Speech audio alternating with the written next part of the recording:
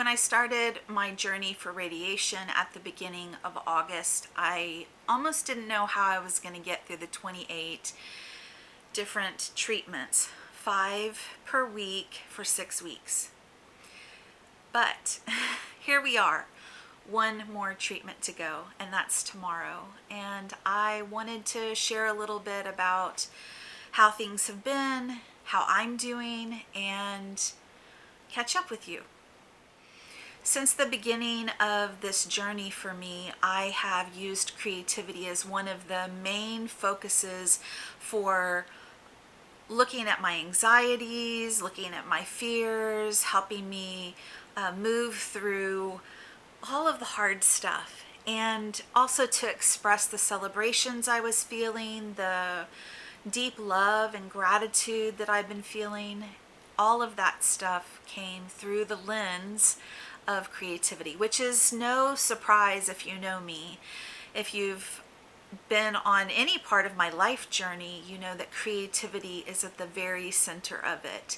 And the work that I do with other people is to help them connect with that center and to feed it and to thrive off of it and to help creativity make them better for who they are, getting to know themselves better, getting to do things that are on their hearts.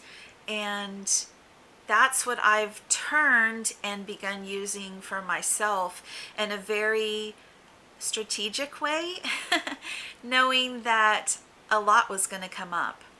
You know, when you get the news that you have cancer, I think for me at least, there was a decision that I got to make.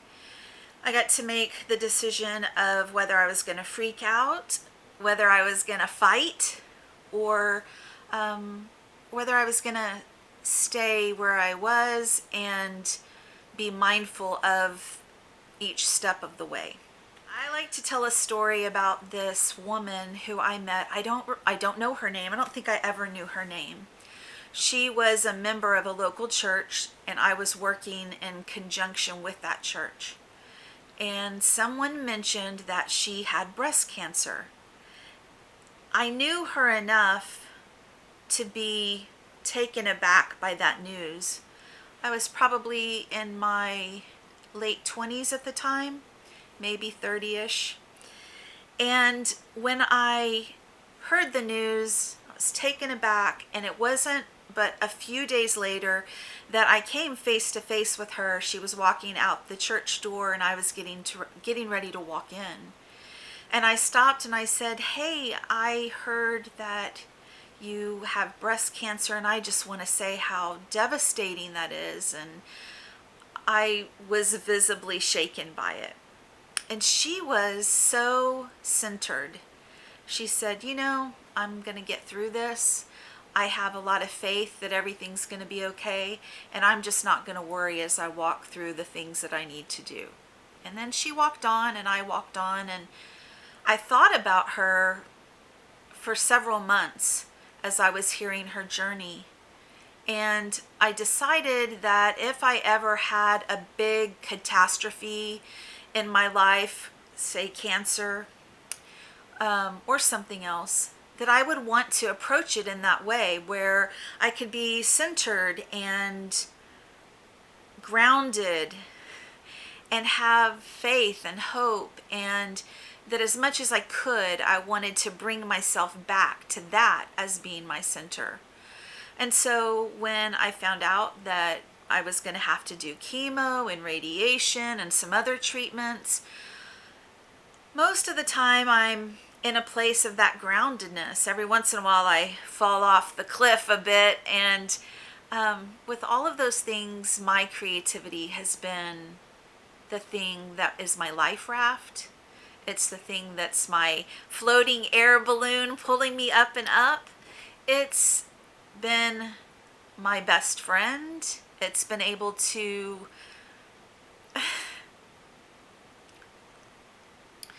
listen to all of the things that were on my heart that I couldn't hear if I wasn't expressing them through this medium of drawing or painting or writing or drumming or moving. All of these beautiful ways of expressing myself became the way that I got to know myself. So about 6 weeks ago, I started radiation, and I've been doing it Monday through Friday every single week. And it's not been too bad. But I'll tell you, at the beginning, my fear was off the charts. My fear, and actually my anger too. This the only time that I have felt angry about having cancer or having to do the things that I have to do to get through this. And so when things started and I knew that I was going to have radiation, what happens is you go into this chamber and you lay down on your back, and you have to be still for about 20 minutes. And they have this little machine that rolls around you kind of slowly, and you're by yourself in there. And that's what's giving your body the radiation right where it needs it. It doesn't sound too scary, except the word radiation, of course, sounds scary. But the thing that was scary for me was the laying still on my back, because I have a lot of pain that I deal with on a regular basis from this old hip of mine. And when I lay down on my back, I really can't lay straight. Just not possible right now. Someday it will be, but right now it's not. And so I knew that I had to figure out a way for me to get comfortable. And while I was figuring that out, I was in distress about the potential of hurting. I was also upset because of the kind of cancer that I have. It's really personal. The things that I have to do are really kind of, things you don't want to talk about, things you don't want to put all over the internet. They're personal to me, and they would be personal to any woman. So this is the time during radiation that I've had to really face that more than any other time. And facing it was making me shake in my boots, like I said. So one day I was really rattled. I had a lot of anxiety. I even felt kind of panicky because it was getting really close. And I went into the other room where I had this large canvas, and I began writing on the canvas, just writing what I felt, writing what my expectations were, writing what I thought where I thought I should go in the process. I just wrote it all out. I drew pictures, I scribbled, I just got it out onto the canvas. And I remember that while I was doing that, I had this like rush of anger. And I don't feel anger very often. So when it came up, I was like, whoa, here's some anger. And I sat with it for a while so I could really feel what it was about. And it was about not having control over parts of my body while I was during this process. And I knew that this was an opportunity to be with my body.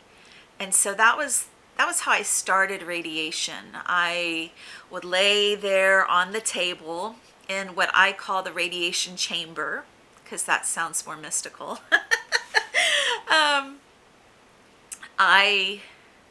I would lay there, and I would say to myself when I was hurting even a little, or even if I was not feeling anything that was bad, but I had a sensation in my body, I would say to myself, your body is inviting you, or my body is inviting me to be with it.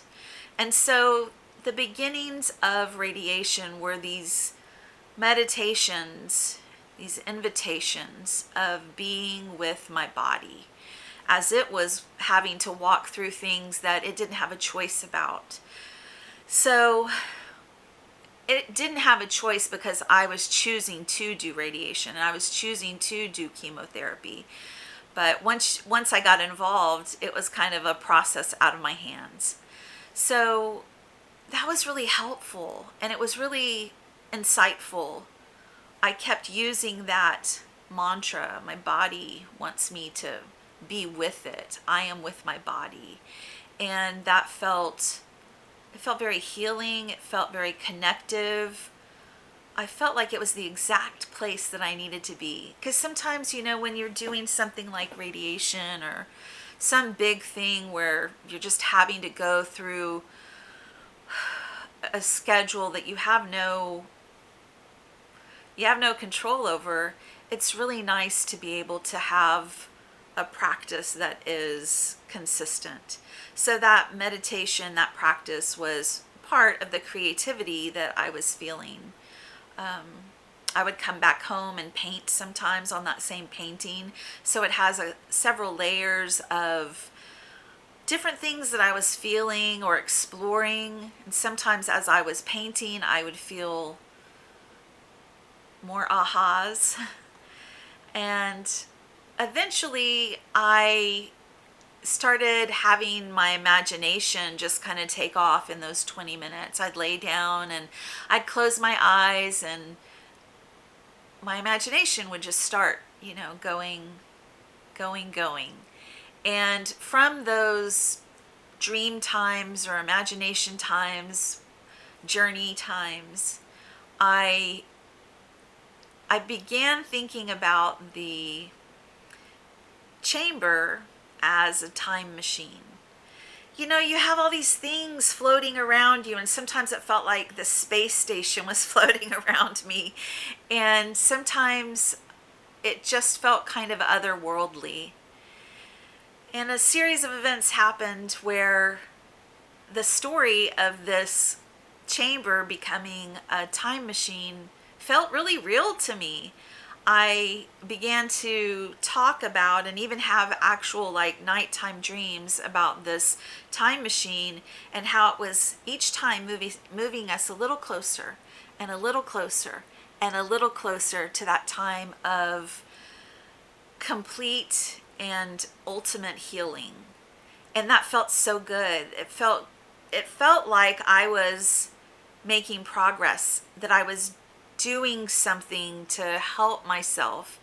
And one of the dreams that I had, one of the young ladies that I work with, who's a tech there, Jennifer, I dreamed that she was a time agent and that she was there secretively putting us through this time machine. So let's talk a little bit about that imagination, that time travel. I had been doing some storytelling all along this process, and even though it wasn't any way connected to the symbolism and the rich stories that I was playing with at the beginning of my journey, something about it really spoke to me. And so I began acting as if every time I went into the chamber I was being healed. I also looked at some of the literature and the stories in our culture about time travel, and A Wrinkle in Time is one of the ones that really stuck out to me. And the basis of that is that we have the ability for time to fold in on itself, and this time period and this time period to come together, and for you to jump into the future in that way, or to jump into the past. And I really have been exploring what the mechanisms of healing are for my body and how I can believe in them. I remember, and you've probably heard this, of a little boy who had cancer, and he would use his imagination to fight off the cancer cells, and he knew exactly which cells to attack. And I love that story, and I wanted to be a part of that kind of exploration during the time of dis-ease. And so I really let my imagination go, and I have decided that when I ring the bell, which is going to happen tomorrow, that I am going to be just as close as I can be to healed, and that everything that I need will be brought to me, and that I'll be taken care of. That's going to be tomorrow when I ring the bell. I believe it's 3 times you ring it, and I'll feel that coming together. The other vision that I had was getting to being healed is one of the things that I've been looking at. But one day when I was in the chamber, I was thinking about what happens when I get to healed. What does life look like beyond that? Because life doesn't stop there, you know, you get healed and that's it. No, life goes on. So what does life beyond healed look like? And so that during that time I was playing with, what does it feel like to be face to face with my thriver? And so I pretended that I could fold space on itself and arrive at a place where my thriver was, and I could ask questions and I could learn things. And in this kind of imaginative journey that I was on, I was standing with my thriver, and we sat down on the edge of this great vista looking out all over this beautiful landscape. And the landscape was the landscape of my life. It was really beautiful. And she said, this is your life. And it's your life up until this moment. But again, this is not everything. If you look behind you, and then there was beautiful landscapes behind me, she'd say, this is the rest of your life. And everything you need to know, you have with you right now. And then suddenly I felt like this kind of field grow around me, where it was a little bit like the Matrix, where you have like light in sheets sort of in front of me and around me. And even though I couldn't read what it said, somehow my spirit knew that the things that I was witnessing there were kinds of information that I was going to be able to pull out of the field that is my life, that I'd be able to pull that out when I needed it. And I could see that, you know, this bit of light looked like this way of thriving, and this bit of light contributed to this way of thriving.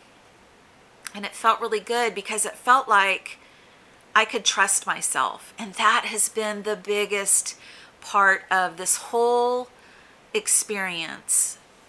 I didn't say yes to very many things when I would have someone say, oh, have you tried this, or have you tried that, or my friend did well with this, or my friend did well with that, because my intuition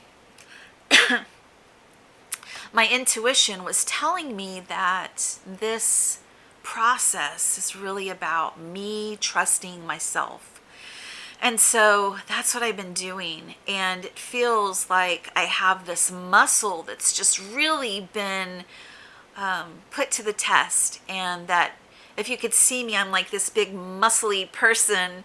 And it's that intuition and that self-confidence about healing myself, and self-efficacy, which means your belief in your ability to be successful. These things for me around healing are really, really powerful and strong and built.